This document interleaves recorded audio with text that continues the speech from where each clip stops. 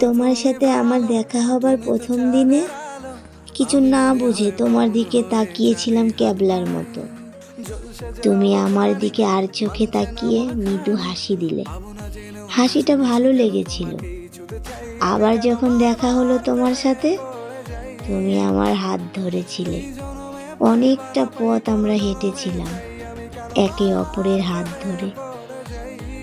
আমার খুব ভালো লেগেছিল সেদিন তোমার হাত ধরে হেঁটে যেতে।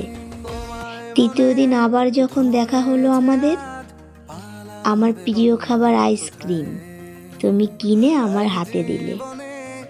তুমি সেটা জেনেও নিয়েছো। আমি সেই কারণে অনেক খুশি।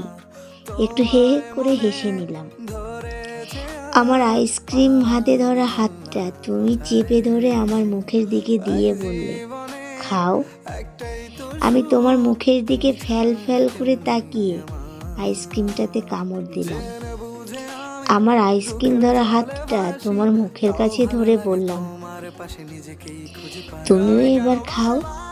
আমার হাতটা শক্ত করে ধরে নিয়ে তুমি আইসক্রিমটাতে কামড় দিলে। আমি হাততালি দিয়ে উঠলাম। তুমি আমার এঁটো খাবার খেয়েছো, তাই তুমি আবারও হেসেছিলে আর আমাকে বলেছিলে এইভাবে প্রাণ খুলে হাসবে। আমি বাকি আইসক্রিম চেটে পুটে খাওয়ার পরে তুমি আমাকে দেখে মজার ছলে হেসেছিলে। আমার তখন ভারী অভিমান হয়েছিল।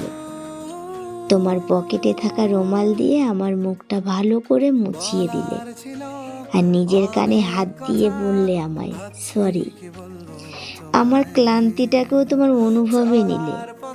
তোমার কাঁধে আমার মাথাটা হেলিয়ে দিলে। নানা রকমের গল্প শোনাতে লাগলে। তোমাকে ভালো লাগতে শুরু করলো। আমি যখন তোমাকে অল্প অল্প ভালোবাসতে শুরু করলাম, তখন তুমি আমার অনেক অনেক বেশি বেশি খেয়াল রাখতে শুরু করলে। আর আমি যখন বুঝতে পারলাম আমি তোমাকে ভীষণ পরিমাণে ভালোবেসে ফেলেছি, ছুটে গেছি তোমার কাছে। তোমার ভালোবাসার ডিকশনারিতে আমার কোথাও কোনো নাম নেই।